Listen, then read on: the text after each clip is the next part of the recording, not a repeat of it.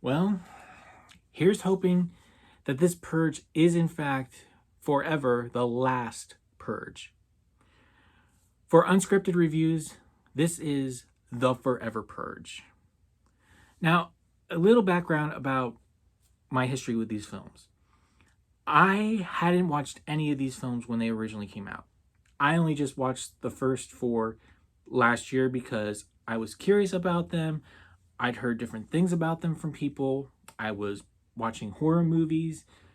So I figured I'd get caught up on them. And they were okay. They weren't bad. So I went and saw this one. And I was a little nervous about it because I'd heard that this was the worst one yet, that it was totally all politics. And I have to say, it's definitely very low on my list for when I eventually do a ranking of them. Because I came out of this movie and I just was like this. I didn't know what to think. I felt like I was shaking a little bit. None of the other Purge movies made me do that. And the main reason for that definitely had to be that this film felt way too realistic. It felt like I could look out my window and I would see these things happening. And that's not what these movies are supposed to do. Yes, they're supposed to make you think a little bit. But when I go to a movie, I want to be taken away from reality. I want to go and enjoy myself. I want to have a fun time, or maybe get scared or laugh a lot. I don't want to feel like what I'm watching is necessarily reality. I want to be able to walk out of the theater and separate what I saw from the real world, with only two exceptions. One being if the movie's based on real events or if it's a documentary. There, I go to these movies to learn something about history and to see what happened to real people, whether it was good things or bad things. Whatever it was worth making a movie about. But these Purge films, they are not ones that I want to come out and feel like I just watched something that could be reality. And The Forever Purge is certainly one of those films. The very beginning, when you have these opening credits, you hear these newsreels happening. And they feel like you could be watching TV today. And that moment, I was like, okay, yep, I'm in for a big political movie that totally ignores everything about what people liked about these Purge films. But I was surprised because, yes, all that was there. There were a lot of scenes that were about people doing things because their political views. There was a lot of just background information about that. People disappearing, people dying, people murdering because of race or beliefs. That was all there. And yes, that's not what I wanted or not what I'm going to these movies for. But it didn't feel like it was as front and center as some people led to me to believe. Now, yes, it's certainly there, like I've said. There's one or two scenes in particular that's all they are. It's political and all that. And I just did not care for that in this film at all. But that also leads to the fact that, like I said, I thought that was going to be the entire film. But it's not. From the very beginning, we meet some of these characters, and you automatically think, oh, this person's going to be Purger, this person's not. This person thinks this way, this person thinks this way. But things start to happen, and it's like, huh, okay, that was not exactly what I was expecting for this character. Or this is not exactly going the way I thought it would. And I do appreciate that about it.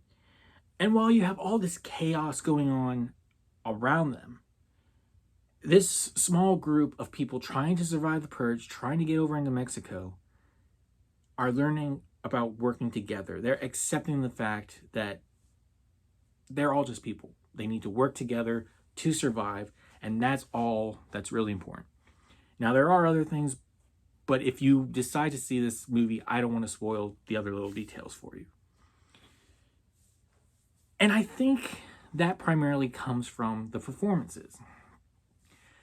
Because one of the main characters has a line about halfway through the film that reflects on his thoughts and exactly what he's feeling. And while they're not good thoughts, and they're not feelings that I have or you would want somebody to have, the way he presents it and the way he delivers it, you can't help but think, huh? That's actually not a bad point. I see where you're coming from. And they all do that with these performances. That is one thing I will give this movie. The actors and actresses, do as good a job as they possibly can with the story that they're given, with the dialogue that they have to give, to the point that it's serviceable.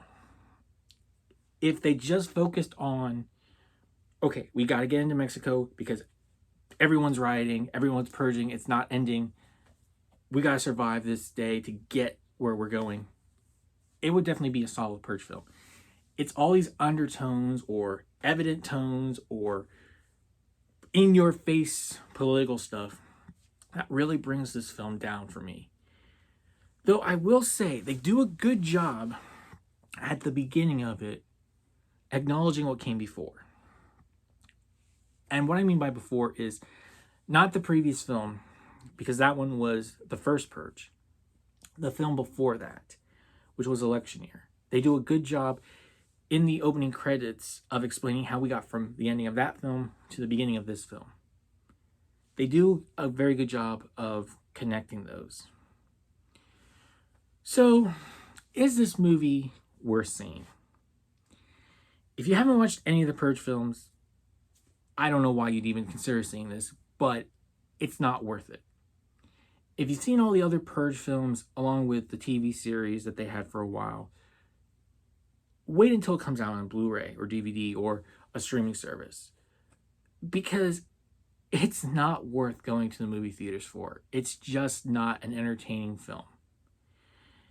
It's one that if you're going to watch, I recommend just watch it at home. And this is coming from a guy who loves to go to the movies as much as he can. I love the movie-going experience. But there are some films, like this one, that I'm like, I probably could have waited for that. So what would I give this film as a ranking? Well, I think I would give it civilian. And the only reason it's right down that middle for me is because of the actual characters that are involved in the story, their journey, their development as they go through it, the relationships that form, and the actual Purge stuff that happens. But the rest of it, like I said, is just too politically focused. It left me feeling really, really bad afterward, which I don't like feeling, and it definitely did not make me feel like the other ones did, where they asked the question, what would you do? Well, that's an interesting thing. Would I kill somebody? Would I just rob someone? Or would I stay home? Which is basically all these Purge movies. That's what the question is. At least that's what it's supposed to be.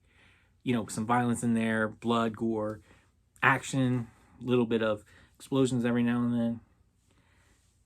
This film, it delivers, I feel like, the bare minimum when it comes to what you actually want from a Purge film. But what it does deliver, as far as a Purge movie goes, is good. And that's what saves it from being a really bad movie, in my opinion. Now, I have no intention of ever seeing this film again. Because, like I said, I don't want to feel like I'm watching something that could be happening out my window within the next hour or two, or even right now. That's not why I go to the movies. But what do you think?